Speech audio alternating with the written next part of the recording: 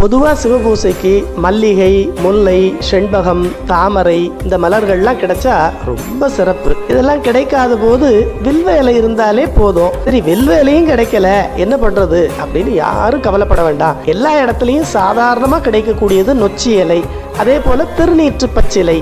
இதுல ஏதாவது ஒன்றை வச்சு உண்மையான அன்போட மனம் ஒன்றி இருந்து அந்த சிவபூசையை பண்ணாலே நமக்கு இந்த உலக இன்பங்கள் மட்டும் இல்லாம இன்னொரு தாயின் கருவில் புகுதா வகைக்கு பிறவி நோயையும் நீக்கி முக்தியும் கொடுக்கிறாரு. அப்படிங்கிறத முக்தி நாயக மூவா முதல்வ பக்தியாகி பனைத்தமை அன்போடு நொச்சியாயினும் கரந்தையாயினும் பச்சிலையிட்டு பரவும் தொண்டர் கருவிடை புகாமல் காத்தருள் புரியும் திருவிடை மருத அப்படின்னு திருவிடை மருதூர் மும்மணி கோவையில பட்டினத்தார் அருள் செய்கிறார்.